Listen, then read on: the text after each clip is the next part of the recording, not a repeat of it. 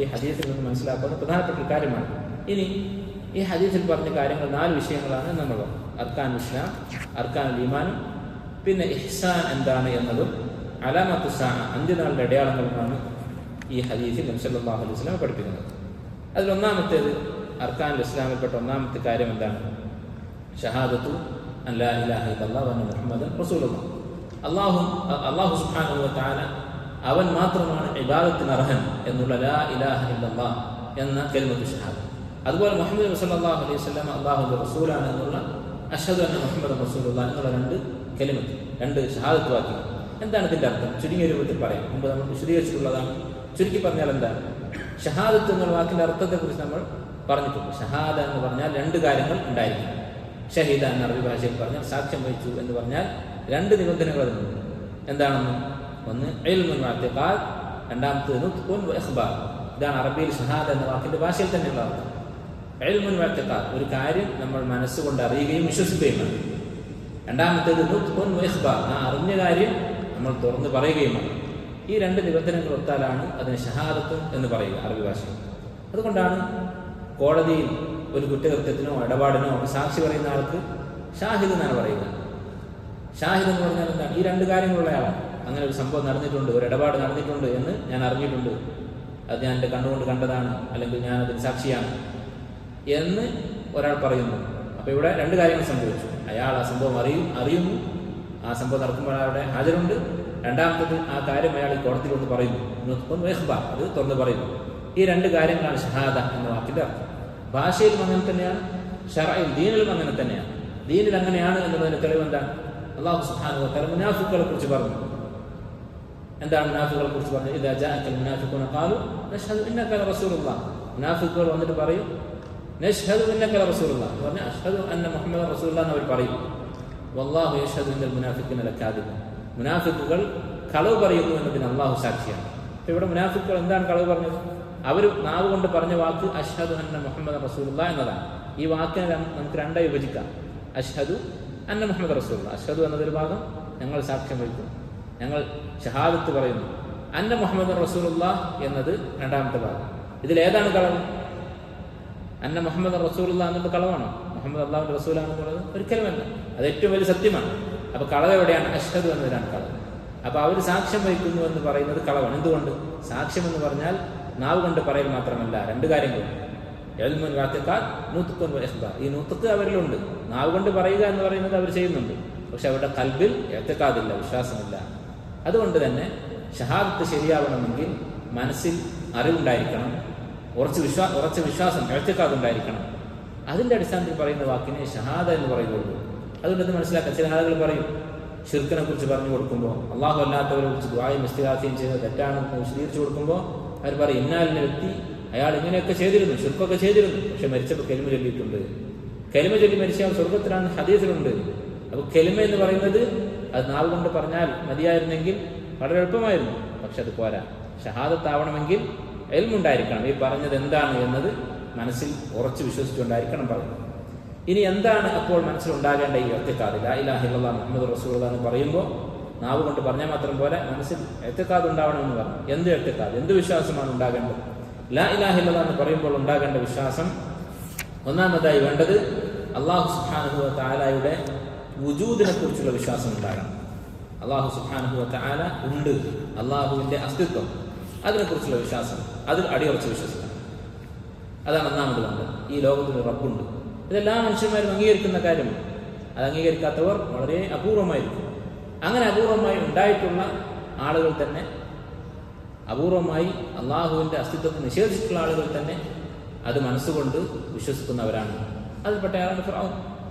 അന റബ്ബുക്കുമുൽ അഅല, ഞാനാണ് റബ്ബ് എന്ന് പറഞ്ഞിരുന്നവനാണ് ഫിർഔൻ. പക്ഷെ ആ ഫിർഔനെ കുറിച്ച് അല്ലാഹു സുബ്ഹാനഹു വ തആല പറഞ്ഞതെന്താ? വജഹദു ബിഹാ വസ്തൈഖനത്ഹാ അൻഫുസുഹും. അള്ളാഹുവിന്റെ വജൂദിനെ, അള്ളാഹുവിന്റെ റുബൂബിയത്തിനെ അവർ നിഷേധിച്ചിട്ടുണ്ട്. പക്ഷേ വസ്തൈഖനത്ഹാ അൻഫുസുഹും, അവരുടെ മനസ്സിൽ അത് ഉറപ്പുണ്ടായിരുന്നു. അള്ളാഹു ഉണ്ട് എന്ന കാര്യത്തിൽ അവർക്ക് സംശയമില്ല. പക്ഷെ അതുകൊണ്ട് അവരത് നിഷേധിച്ചു എന്ന് മാത്രം. അപ്പൊ അള്ളാഹുവിന്റെ വജൂദിനെ നിഷേധിക്കുന്ന ആളുകൾ വളരെ കുറവാണ്. അതുകൊണ്ടാണ് അഖീദയുടെ കിതാബുകൾ എഴുതുന്ന പണ്ഡിതന്മാർ അള്ളാഹുവിന്റെ വജൂദ് തെളിയിക്കാൻ വേണ്ടി കൂടുതലൊന്നും സമയം മെനക്കെടുത്താറില്ല. അള്ളാഹു ഉണ്ട് എന്ന് തെളിയിക്കാൻ വേണ്ടി കൂടുതൽ സംസാരിക്കാറില്ല. കാരണം എല്ലാ മനുഷ്യരും അംഗീകരിക്കുന്ന കാര്യമാണ്. അതുകൊണ്ട് തന്നെ അതിനെക്കുറിച്ചൊരു ചർച്ചയുടെ ആവശ്യമില്ല. നേരെ മറിച്ച് അടുത്ത കാര്യങ്ങളാണ്, അള്ളാഹുവിനോടുള്ള ഹക്കിനെ കുറിച്ചാണ് സംസാരിക്കുന്നത്. പക്ഷേ വളരെ അത്ഭുതകരം എന്ന് പറയാം, ഇന്നത്തെ കാലത്ത് അതിൽ സംശയിക്കുന്ന ആളുകളുടെ എണ്ണം കൂടിയിട്ടുണ്ട്. അള്ളാഹുവിന്റെ വജൂദിനെ കുറിച്ച് സംശയിക്കുന്ന ആളുകളുടെ എണ്ണം കൂടിയിട്ടുണ്ട്. അതുകൊണ്ട് ആ വിഷയം കൂടി ഇന്ന് നമ്മൾ പഠിക്കേണ്ടി വരികയാണ്. അങ്ങനെ അള്ളാഹുവിന്റെ വജൂദിനെ നിഷേധിക്കുന്ന ആളുകൾ ഉണ്ടാക്കുന്ന സംശയങ്ങൾ, അതിന് അള്ളാഹുവിന്റെ കിതാബിൽ മറുപടിയുണ്ട്, റസൂലിന്റെ സുന്നത്തിൽ മറുപടിയുണ്ട്. ആ കാര്യങ്ങൾ പഠിക്കുകയും മനസ്സിലാക്കുകയും ചെയ്യേണ്ടത് ആവശ്യമാണ്. ഏതായാലും ഇതാണ് ഒന്നാമത്തെ കാര്യം, അള്ളാഹുവിന്റെ വജൂദിനെ കുറിച്ച് വിശ്വാസം ഉണ്ടാകണം. രണ്ടാമത്തേത് എന്താണ്? രണ്ടാമത്തെ കാര്യം അള്ളാഹുവിന്റെ റുബൂബിയത്ത്. അങ്ങനെയുള്ള അള്ളാഹു, ഈ ലോകത്തിന്റെ സൃഷ്ടാവായ റബ്ബ് സുബ്ഹാനഹു വ തആല, അവൻ ചെയ്യുന്ന പ്രവൃത്തികൾ അത് അവന് മാത്രമേ സാധിക്കുകയുള്ളൂ. ഇതാണ് ചുരുക്കി പറഞ്ഞാൽ റുബൂബിയത്ത്. അള്ളാഹു എന്തൊക്കെ ചെയ്യുന്നുണ്ടോ? ചില പണ്ഡിതന്മാർ ഇത് വിശദീകരിച്ച് പറഞ്ഞത് കാണാം. റബ്ബ് എന്ന് പറഞ്ഞാൽ അൽ ഖാലിഖ്, അൽ മാലിക്, അൽ മുദബ്ബിർ, അൽ മുതസർരിഫ്, ഇങ്ങനെ പല വാക്കുകൾ ഉപയോഗിച്ച് പറഞ്ഞത് കാണാം. സൃഷ്ടിച്ചവൻ, അതുപോലെ തന്നെ ആ സൃഷ്ടികളെ നിയന്ത്രിക്കുന്നവൻ, ആ സൃഷ്ടികളിൽ മാറ്റങ്ങൾ വരുത്താൻ കഴിവുള്ളവൻ. ഇത് യഥാർത്ഥത്തിൽ അള്ളാഹുവിന്റെ റുബൂബിയത്തിന്റെ ചില വശങ്ങൾ മാത്രമാണ്. അള്ളാഹു സുബ്ഹാനഹു വ തആല എന്തൊക്കെ പ്രവൃത്തികൾ ചെയ്യുമോ അതെല്ലാം അവന് മാത്രമേ സാധിക്കുകയുള്ളൂ എന്ന് വിശ്വസിക്കുക. അതാണ് അള്ളാഹുവിന്റെ റുബൂബിയത്തുള്ള വിശ്വാസം. ഇനി അടുത്തത് എന്താണ്? മൂന്നാമത്തെ കാര്യം അള്ളാഹുവിന്റെ ഉലൂഹിയത്തുള്ള വിശ്വാസം. എന്താണ് ഉലൂഹിയത്ത് എന്ന് പറഞ്ഞാൽ? നമ്മൾ മുമ്പ് പഠിച്ച അൽ-അർബഈൻ ഫി ഹുഖൂഖ് റബ്ബിൽ ആലമീൻ എന്ന കിതാബിൽ നമ്മൾ വിശദമായി മനസ്സിലാക്കിയതാണ്. അള്ളാഹുവിന്റെ ഉലൂഹിയത്ത് എന്ന് പറഞ്ഞാൽ ഇങ്ങനെയുള്ള റബ്ബായ അള്ളാഹു സുബ്ഹാനഹു വ തആല അവന്റെ ഈ റുബൂബിയത്തിനോടുള്ള നന്ദിയായിക്കൊണ്ട് നമ്മൾ ചെയ്യേണ്ട പ്രവൃത്തികൾ, അതാണ് ഇബാദത്ത്, അള്ളാഹുവിനുള്ള ആരാധനകർമ്മം. അത് അള്ളാഹുവിന് വേണ്ടി മാത്രമേ ചെയ്യാവൂ. അതിൽപ്പെട്ടതാണ് ദുആ, ഇസ്തിഗാസ, നേർച്ച, ബലി, സുജൂദ്. ഇതൊക്കെ നമ്മൾ വിശദീകരിക്കേണ്ടായി. ഇതെല്ലാം ഈ റബ്ബിന് മാത്രമേ ചെയ്യുകയുള്ളൂ എന്ന വിശ്വാസവും അതിനനുസരിച്ചുള്ള പ്രവൃത്തിയും, അതാണ് തൗഹീദുൽ ഉലൂഹിയ്യ. നാലാമത്തെ കാര്യം അള്ളാഹു സുബ്ഹാനഹു വ തആല അവനെക്കുറിച്ച് പഠിപ്പിച്ച കാര്യങ്ങളുണ്ട് അവന്റെ കിതാബിലും റസൂലിന്റെ സുന്നത്തിലും. ആ കാര്യങ്ങളെല്ലാം നമ്മൾ യാതൊരു ദുർവ്യാഖ്യാനവും കൂടാതെ, യാതൊരു ചോദ്യം ചെയ്യലുമില്ലാതെ കണ്ണടച്ച് വിശ്വസിക്കുന്നു. അതാണ് തൗഹീദുൽ അസ്മാഇ വസ്സിഫാത്ത് എന്ന് പറയുന്നത്. അള്ളാഹു തആല അവനെക്കുറിച്ചൊരു കാര്യം പറഞ്ഞാൽ അതിൽ തന്നെ ചോദ്യമില്ല. അതിന് ഏറ്റവും നല്ല ഉദാഹരണമാണ് ഇമാം മാലിക് റഹിമഹുല്ലാഹ് പറഞ്ഞ ഒരു വാക്ക്. അദ്ദേഹത്തോട് ചോദിച്ചു, അള്ളാഹു സുബ്ഹാനഹു വ തആല അർശിന് മുകളിലായിരിക്കുന്നു, ഇസ്തവ അലൽ അർശ് അർ-റഹ്മാൻ അലൽ അർശ് ഇസ്തവ എന്ന് ഖുർആനിലുണ്ടല്ലോ. അള്ളാഹു തആല അർശിന് മുകളിലായിരിക്കുന്നു. ഇസ്തവ എന്ന് പറഞ്ഞാൽ നമ്മൾ വിശദീകരിച്ചു, ഇർതഫഅ, മുകളിലേക്ക് പോയി, ഇസ്തഖറ, ആ മുകളിൽ അവിടെ സ്ഥിരമായി എന്നൊക്കെയാണ് ആ വാക്കിന്റെ അർത്ഥം. ഇതൊക്കെ സലഫുകൾ പറഞ്ഞിട്ടുള്ളതാണ്. ഈ വാക്കിന് ഇസ്തവ എന്ന വാക്കിന് ഭാഷയിലുള്ള അർത്ഥമാണ്, മുൻഗാമികളും പറഞ്ഞിട്ടുള്ളതാണ്. അപ്പൊ ഇമാം മാലിക്കിനോട് ഒരാൾ വന്നിട്ട് ചോദിച്ചു, ഇസ്തവ എന്ന് പറഞ്ഞാൽ എന്താണ് ഇതിന്റെ അർത്ഥം? കൈഫ ഇസ്തവ, അള്ളാഹു തആല അർശിന് മുകളിലായി പറഞ്ഞത് എങ്ങനെ എന്ന് ചോദിച്ചു. മാലിക് റഹിമഹുല്ലാഹ് അദ്ദേഹത്തിന്റെ സിറയിൽ കാണാം, അദ്ദേഹം തലകുനിച്ചു. ചില റിവായത്തുകൾ കാണാം അദ്ദേഹം ഉയർത്തു. എന്തുകൊണ്ടാണ് അദ്ദേഹം ഉയർത്തത്? അള്ളാഹുവിനെ കുറിച്ച് എങ്ങനെയെന്ന് ചോദ്യമില്ല. അത് നമ്മൾ പറഞ്ഞു, എന്തുകൊണ്ടാണ് അള്ളാഹുവിനെ കുറിച്ച് എങ്ങനെയെന്ന് നമ്മൾ ചോദിക്കാത്തത്? കാരണം നമ്മൾ വിശദമായി പറഞ്ഞതാണ്, അള്ളാഹു സുബ്ഹാനഹു വ തആല നമ്മുടെ ശരീരവും നമ്മുടെ മനസ്സും നമ്മുടെ ഇന്ദ്രിയങ്ങളും നമ്മുടെ ബുദ്ധിയും എല്ലാം സൃഷ്ടിച്ചിട്ടുള്ളത് ഈ ഭൂമിയിൽ ജീവിക്കാൻ വേണ്ടിയാണ്. നമ്മുടെ ശരീരം കൊണ്ട് ചെയ്യാവുന്ന അധ്വാനത്തിനും നമ്മുടെ പേശികളും ഇന്ദ്രിയങ്ങളും ഉപയോഗിക്കാവുന്നതും ഒരു പരിധി അള്ളാഹു നിശ്ചയിച്ചിട്ടുണ്ട്. നമുക്കൊരു വലിയ മലയെടുത്ത് തലയിൽ വെക്കാൻ സാധിക്കില്ല. കാരണം എന്താ? അള്ളാഹു നമ്മൾ സൃഷ്ടിച്ചിട്ടുള്ളത് അതിനല്ല. അള്ളാഹു നമ്മൾ സൃഷ്ടിച്ചിട്ടുള്ളത് മറ്റ് പരിമിതമായ ചില കാര്യങ്ങൾക്കാണ്. അതിനുള്ള ആരോഗ്യം അള്ളാഹു നമുക്ക് തന്നിട്ടുണ്ട്. എന്നതുപോലെ തന്നെ നമ്മുടെ ബുദ്ധിക്ക് അള്ളാഹു ഒരു പരിധി നിശ്ചയിച്ചിട്ടുണ്ട്. റബ്ബിനെ കുറിച്ച് ചിന്തിക്കാൻ, അവന്റെ ദാത്തിനെ കുറിച്ച്, അവന്റെ അസ്തിത്വത്തെക്കുറിച്ച്, സത്തയെക്കുറിച്ച് ചിന്തിക്കാനല്ല അള്ളാഹു സുബ്ഹാനഹു വ തആല നമ്മുടെ തലച്ചോറ് തന്നിട്ടുള്ളത്. ഭൗതികമായ വസ്തുക്കളുടെ സത്തയെക്കുറിച്ച്, അതിന്റെ ദവാത്തുകളെ കുറിച്ച് നമുക്ക് ചിന്തിക്കാം. റബ്ബിനെ കുറിച്ച് ചിന്തിക്കാനുള്ള കഴിവ് നമ്മുടെ ബുദ്ധിക്ക് അള്ളാഹു സുബ്ഹാനഹു വ തആല തന്നിട്ടില്ല. അള്ളാഹുവിനെ കാണാനുള്ള ശക്തി നമ്മുടെ കണ്ണിന് അള്ളാഹു തന്നിട്ടില്ല. അല്ലെ, അള്ളാഹു പോയിട്ട് നിസ്സാരമായ ഭൗതികമായ പല വസ്തുക്കളെ കുറിച്ചും അതിനെ കണ്ടു മനസ്സിലാക്കാനുള്ള കഴിവ് നമ്മുടെ കണ്ണിനില്ല. അല്ലെ, എത്രയോ വസ്തുക്കൾ ഈ നമുക്ക് ചുറ്റുമുണ്ട് നമ്മൾ കാണാത്തത്. അപ്പൊ അങ്ങനെയുള്ള മനുഷ്യൻ അള്ളാഹുവിനെ കാണാൻ സാധിക്കും? ഒരിക്കലുമില്ല. അതുകൊണ്ടാണ് മൂസാ അലൈഹിസ്സലാം അള്ളാഹുവിനെ കാണാൻ ആവശ്യപ്പെട്ടപ്പോൾ വലാകിൻ ഉൻദുർ ഇലൽ ജബൽ, ഈ പർവ്വതത്തിലേക്ക് നീ നോക്കുക, ഫഇൻസ്തഖറ മകാനഹു ഫസൗഫ തറാൻ, ആ പർവ്വതം അവിടെ ഉറച്ചു നിന്നാൽ നിനക്ക് എന്നെ കാണാം. എന്താ ഈ പറഞ്ഞതിന്റെ അർത്ഥം? ആ പർവ്വതം ഉറച്ചു നിൽക്കുമല്ലേ എന്നൊരു പരീക്ഷണം നടത്തിയിട്ട് അത് വിജയിച്ചാൽ കാണിച്ചു തരാം എന്നാണോ? അല്ല. ആ പർവ്വതത്തിന് അള്ളാഹുവിനെ കാണാൻ പോയിട്ട് അള്ളാഹുവിന്റെ പ്രകാശത്തിന്റെ ഒരല്പം പോലും കാണാനുള്ള ശക്തിയില്ല. ഫലമ്മ തജല്ല റബ്ബുഹു, അള്ളാഹു തആല അങ്ങനെ തന്നെ ആ പർവ്വതത്തിന് മുന്നിൽ പ്രദർശിപ്പിച്ചപ്പോൾ ജഅലഹു ദക്ക, അത് പൊടിയായിപ്പോയി. സല്ലല്ലാഹു അലൈഹി വസല്ലം ഈ ഹദീസ് പറഞ്ഞിട്ട് വിശദീകരിച്ചു കൊടുത്തപ്പോൾ തന്റെ വിരൽ ഇങ്ങനെ കാണിച്ചു കൊടുത്തു, ഒരിത്തിരി. ഫലമ്മ തജല്ല റബ്ബുഹു എന്ന് പറഞ്ഞപ്പോൾ ഇങ്ങനെ കാണിച്ചു കൊടുത്തു, ഒരിത്തിരി. അത്രയും അള്ളാഹുവിന്റെ നൂറ് ആ പർവ്വതത്തിൽ തട്ടിയപ്പോൾ അതില്ലാതായിപ്പോയി. ഇപ്പോൾ മനുഷ്യന്റെ കണ്ണ് അള്ളാഹുവിനെ കാണാനുള്ള കഴിവില്ല, ഭൗതികമായ ഈ ലോകത്തുള്ള കണ്ണ്. ആഖിറത്തിൽ അള്ളാഹു അതിന് കഴിവ് നൽകും, അത് വേറെ വിഷയം. അതുപോലെ തന്നെ നമ്മുടെ ചിന്തക്ക് അള്ളാഹു തആല പരിധി നിശ്ചയിച്ചിട്ടുണ്ട്. അതുകൊണ്ട് അള്ളാഹുവിനെ കുറിച്ച് അവൻ എന്ത് പറഞ്ഞു വന്നു അതുപോലെ വിശ്വസിക്കുക. ഇമാം മാലിക്കിന്റെ ഉത്തരം എന്താണ്? ഇമാം മാലിക് പറഞ്ഞു, ഇസ്തവ എന്ന് പറഞ്ഞാൽ അൽ ഇസ്തിവാഉ ഗൈറു മജ്ഹൂൽ. ഇസ്തിവ എന്ന് പറഞ്ഞാൽ എന്താണെന്ന് ആർക്കും അറിയാത്ത പ്രശ്നമില്ല. ആ വാക്കിന്റെ അർത്ഥം അറബികൾക്കെല്ലാം അറിയാം. ഇസ്തവ എന്ന് പറഞ്ഞാൽ ഒന്ന് മറ്റൊന്നിന് മുകളിലായി എന്നാണ്. വൽ കൈഫു ഗൈറു മഅഖൂൽ, അതെങ്ങനെ എന്നുള്ളത് നമുക്ക് മനസ്സിൽ ആലോചിച്ച് ചിന്തിച്ച് മനസ്സിലാക്കാൻ ഈ ദുനിയാവിൽ സാധിക്കുകയില്ല. വസ്സുആലു അൻഹു ബിദ്അ, പിന്നെ അതെങ്ങനെയെന്നുള്ള ചോദ്യം അത് ബിദ്അത്താണ്. അപ്പോൾ ഇതാണ് അള്ളാഹുവിൻ്റെ സിഫാത്തുകളെ കുറിച്ച് അവൻ പഠിപ്പിച്ച കാര്യങ്ങളോടുള്ള നിലപാട്. ഈ 4 കാര്യങ്ങളാണ് അഷ്ഹദു അൻ ലാ ഇലാഹ ഇല്ലല്ലാഹ് എന്ന കലിമയുടെ അർത്ഥം. അത് പറയുമ്പോൾ നമുക്ക് ബാധ്യതയുള്ളത് ആ പറയുന്ന സമയത്ത് ആ വാക്കിന് പിന്നിൽ ഉണ്ടായിരിക്കേണ്ട എഴുത്തുകാർ. ഇനി അഷ്ഹദു അന്ന മുഹമ്മദ് റസൂലുള്ളാഹി എന്ന് പറഞ്ഞാൽ എന്താണ്? എല്ലാവർക്കും അറിയാവുന്ന കാര്യങ്ങളായിരിക്കും. പക്ഷേ ഞാൻ പറയുകയുണ്ട ഈ അടിസ്ഥാനപരമായ കാര്യങ്ങൾ ഉറപ്പിക്കുന്നതിലാണ് നമ്മുടെ ദീനിൻ്റെ സബാത്ത്, നമ്മുടെ ദീനിൻ്റെ നിലനിൽപ്പ്. അതിന് മുകളിലാണ് നമ്മുടെ മറ്റെല്ലാ കാര്യങ്ങളും നിലനിൽക്കുക. എന്താണ് അഷ്ഹദു അന്ന മുഹമ്മദ് റസൂലുള്ളാഹി എന്ന് പറഞ്ഞാൽ? 4 കാര്യങ്ങളാണ് ഉലമാക്കൾ പറയുന്നത്. ചില ഉലമാക്കൾ അതിൽ കൂടുതൽ പറഞ്ഞതായി കാണാം. ഒന്നാമത്തെ കാര്യം എന്താണ്? തസ്ദീഖുഹു ഫീമാ അഖ്ബർ. എന്താണ് നബി സല്ലല്ലാഹു അലൈഹി വസല്ലം പറഞ്ഞത് അത് അപ്പാടെ വിശ്വസിക്കുക, ചോദ്യം ചെയ്യാതെ വിശ്വസിക്കുക. നബി സല്ലല്ലാഹു അലൈഹി വസല്ലം എന്ത് പറഞ്ഞാലും അത് നമ്മുടെ ബുദ്ധിയിൽ പരിശോധിച്ച് അല്ലെങ്കിൽ ശാസ്ത്രം അംഗീകരിക്കുമോ എന്ന് ആലോചിച്ച്, മറ്റുള്ളവർ കേട്ടാൽ എന്ത് പറയുമെന്ന് ആലോചിച്ച്, ഇങ്ങനെയല്ല.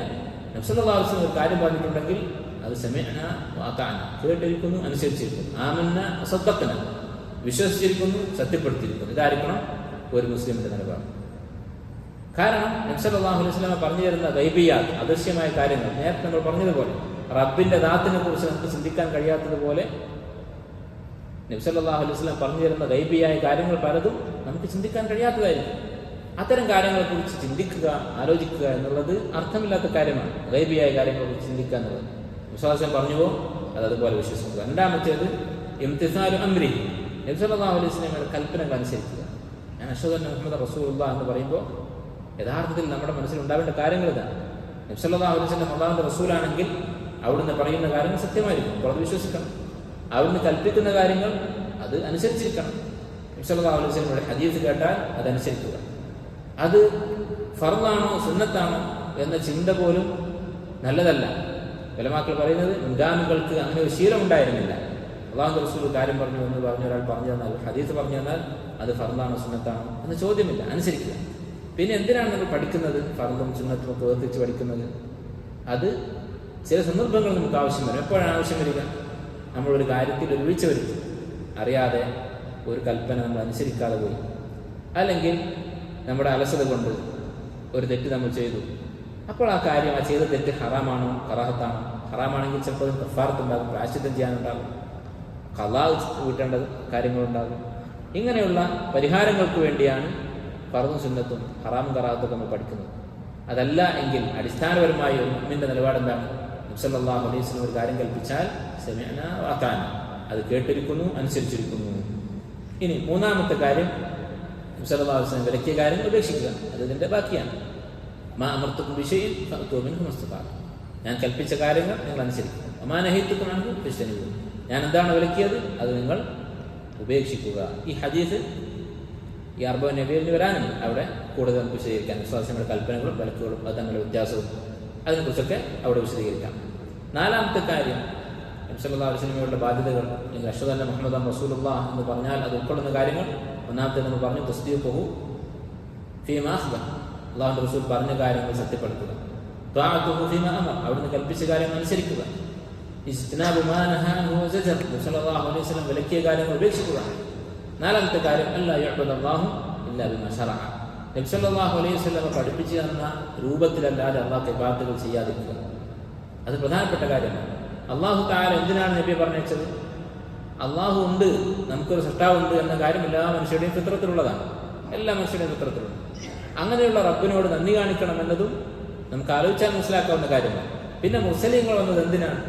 പ്രധാനപ്പെട്ട ഒരു ലക്ഷ്യം ഈ കാര്യങ്ങൾ, നേരത്തെ പറഞ്ഞ കാര്യങ്ങൾ, അള്ളാഹുവിന്റെ വഹ്ദാനിയത്ത്, അള്ളാഹുവിന്റെ ഏകത്വം, അത് പഠിപ്പിക്കൽ അവരുടെ ബാധ്യതയാണ്. അത് കഴിഞ്ഞാൽ പിന്നെ അമ്പിയാക്കളുടെ ഏറ്റവും പ്രധാനപ്പെട്ട ദൗത്യം എങ്ങനെ അള്ളാഹുവിനെ ഇബാദത്ത് ചെയ്യണം എന്ന് പഠിപ്പിക്കാൻ വേണ്ടിയാണ്. റബ്ബ് സുബ്ഹാനഹു വ തആല അവനോട് എങ്ങനെ നമുക്ക് അടുക്കാം, അള്ളാഹുവിന് തൃപ്തിയുള്ള അമലുകൾ എന്താണ് എന്ന് പഠിപ്പിച്ചു തരാൻ വേണ്ടിയാണ് അള്ളാഹു തആല റസൂൽമാർ പറഞ്ഞത്. അപ്പോൾ അള്ളാഹുവിൻ്റെ ഇഷ്ടം അതറിയാനുള്ള മാർഗം അമ്പിയാക്കൾ മാത്രമാണ്. അവർ പഠിപ്പിച്ച രൂപത്തിൽ മാത്രം അള്ളാഹുവിനെ ഇബാദത്ത് ചെയ്യുക. ഇത്രയുമാണ് അശ്ഹദു അന്ന മുഹമ്മദൻ റസൂലുള്ളാഹ് എന്ന് പറയുന്നതിൻ്റെ ആശയങ്ങൾ. നബി സല്ലല്ലാഹു അലൈഹി വസല്ലമയുടെ റിസാലത്തിൽ ഞാൻ വിശ്വസിക്കുന്നു എന്ന് പറഞ്ഞാൽ അത് ഉൾക്കൊള്ളുന്ന കാര്യം. അപ്പോൾ ഇതാണ് ഒന്നാമത്തെ ഇസ്ലാം കാര്യം. ലാ ഇലാഹ ഇല്ലല്ലാഹ് മുഹമ്മദുർ റസൂലുള്ളാഹ് എന്ന രണ്ട് ഷഹാദത്തുകൾ. ഷഹാദത്ത് ആവണമെങ്കിൽ അതിൻ്റെ പിന്നിൽ ഇൽമു വേണമെന്ന് നമ്മൾ പറഞ്ഞു. ഭാഷയിലും ദീനിലും അതാണ് ഷഹാദത്ത് എന്നതിൻ്റെ അർത്ഥം. ഇഖ്ബാറും ബിഇൽം, ഇൽമിൻ്റെ അടിസ്ഥാനത്തിൽ ഒരു കാര്യം പറയുക, അതാണ് ഷഹാദത്ത്. ആ ഇൽമ് എന്താണ്? അത് ലാ ഇലാഹ ഇല്ലല്ലാഹയുടെ കാര്യത്തിൽ ഈ 4 കാര്യങ്ങൾ ഉൾക്കൊള്ളുന്നുണ്ട്. അള്ളാഹുവിൻ്റെ വുജൂദിൽ, അവൻ്റെ അസ്തിത്വത്തിൽ അടിയുറച്ച വിശ്വാസം. അതുപോലെ തന്നെ അള്ളാഹുവിൻ്റെ റുബൂബിയ്യത്തിൽ, അള്ളാഹുവാണ് സൃഷ്ടാവ്, അവന് മാത്രമേ സൃഷ്ടികാരൻ നടത്താൻ സാധിക്കുകയുള്ളൂ. അവൻ ചെയ്യുന്ന മറ്റെന്ത് പ്രവൃത്തികളുണ്ടോ അതെല്ലാം അള്ളാഹുവിന് മാത്രമേ സാധിക്കുകയുള്ളൂ. അതുപോലെ അള്ളാഹുവിന് വേണ്ടി അങ്ങോട്ട് ചെയ്യേണ്ട ഇബാദത്തുകൾ, നേർച്ചയും വഴിപാടുകളും ദുആയും ഇസ്തിഗാസയും ബലികർമ്മവും ഇതെല്ലാം അള്ളാഹുവിന് മാത്രം. അള്ളാഹു അവനെക്കുറിച്ച് എന്തൊക്കെ വിശേഷിപ്പിച്ചിട്ടുണ്ടോ, അവൻ്റെ റസൂൽ അള്ളാഹുവിനെ കുറിച്ച് എന്തൊക്കെ പഠിപ്പിച്ചു തന്നിട്ടുണ്ടോ അത് ചോദ്യം ചെയ്യാതെ ദുർവ്യാഖ്യാനിക്കാതെ പാടെ വിശ്വസിക്കുക. അതുപോലെ തന്നെ മുഹമ്മദ് റസൂലുള്ളാഹ് എന്ന് പറഞ്ഞ ഷഹാദത്തിൻ്റെ പിന്നിലുണ്ടായിരിക്കേണ്ട 4 വിശ്വാസങ്ങൾ അല്ലെങ്കിൽ 4 അടിത്തറകൾ നമ്മൾ പറയുകയുണ്ടായി. ഇതാണ് ഈ കലിമയുടെ അർത്ഥം. ഇനി രണ്ടാമത്തെ ഇസ്ലാം കാര്യം എന്താണ്? തുഖീമുസ്സലാം, നമസ്കാരം നിലനിർത്തുക, നേരെ ചൊവ്വയാക്കുക എന്നൊക്കെയാണ് ഇഖാമത്തു സ്വലാ എന്ന വാക്കിൻ്റെ അർത്ഥം. അല്ലാഹു തആല വിശുദ്ധ ഖുർആനിൽ ആവർത്തിച്ച് പറഞ്ഞിട്ടുള്ളത് ഇഖാമത്തു സ്വലാ എന്നാണ്. വൽ മുഖീമിസ്സലാ, അഖീമുസ്സലാ, യുഖീമൂനസ്സലാ എന്നൊക്കെയാണ് അല്ലാഹു തആല ഉപയോഗിച്ചിട്ടുള്ളത്. നമസ്കാരം, ഇഖാമത്തു സ്വലാ, നമസ്കാരത്തെ നേരെയാക്കുക. എന്താണ് അങ്ങനെ പറയാൻ കാരണം? നമസ്കാരത്തിന് അല്ലാഹു തആല ചില നിബന്ധനകൾ പഠിപ്പിച്ചിട്ടുണ്ട്, ഷർത്തുകൾ, റുക്നുകൾ. അതുപോലെ തന്നെ നമസ്കാരത്തിൽ നിർബന്ധമായി ചെയ്യേണ്ട വാജിബുകൾ, നമസ്കാരത്തിൽ സുന്നത്തായി നമുക്ക് ചെയ്യാവുന്ന, നമസ്കാരത്തിന്റെ പ്രതിഫലം വർദ്ധിപ്പിക്കാൻ വേണ്ടി ചെയ്യാവുന്ന സുന്നത്തുകൾ, ഇതൊക്കെ ഉൾപ്പെടുത്തി ഖുശൂഅോടുകൂടി, ഭയഭക്തിയോടുകൂടി നമസ്കരിക്കുക എന്നുള്ളതാണ് അള്ളാഹുവിൻ്റെ കൽപ്പന. അതിനാണ് അള്ളാഹു തആല കൽപ്പിച്ചിട്ടുള്ളത്. അങ്ങനെ നമസ്കരിക്കുന്നവർക്കാണ് നമസ്കാരത്തിന്റെ പ്രയോജനം ഉണ്ടാവുക. ഇന്ന സ്വലാത്ത തൻഹാ അനിൽ ഫഹ്ശാഇ വൽ മുൻകർ, നമസ്കാരം നേരെയാക്കുന്ന ആളുകൾക്ക് മറ്റുള്ള പാപങ്ങളിൽ നിന്ന് സുരക്ഷയുണ്ടാകും. അതുപോലെ ധാരാളം ഫലങ്ങൾ നമസ്കാരത്തിന് പഠിപ്പിച്ചിട്ടുണ്ട്. പാപങ്ങൾ അല്ലാഹു പൊറുക്കും, പാപങ്ങളിൽ നിന്ന് കാവലുണ്ടാകും. ഇതൊക്കെ ഉണ്ടാകണമെങ്കിൽ നമസ്കാരം ഈ പറഞ്ഞതുപോലെ ഭംഗിയായി നിർവഹിക്കണം. അല്ലാഹു തആല നമുക്ക് തൗഫീഖ് ചെയ്യണം. അപ്പോൾ അതുകൊണ്ടാണ് ഇഖാമത്തു സ്വലാ എന്ന വാക്ക് ഉപയോഗിച്ചിട്ടുള്ളത്. നമസ്കാരത്തെക്കുറിച്ച് ഇനി ഹദീസുകൾ വരാനുണ്ട്, അവിടെ നമുക്ക് ഇൻഷാ അല്ലാഹ് വിശദീകരിക്കാം. മൂന്നാമത്തെ ഇസ്ലാം കാര്യം, അർക്കാൻ ഇസ്ലാമിൽ മൂന്നാമത്തെ കാര്യം ഉതൂത്തിയ സക്കാത്താണ്. സക്കാത്ത് എന്ന് പറഞ്ഞാൽ എന്താണ്? എല്ലാവർക്കും അറിയാവുന്ന കാര്യമാണ്.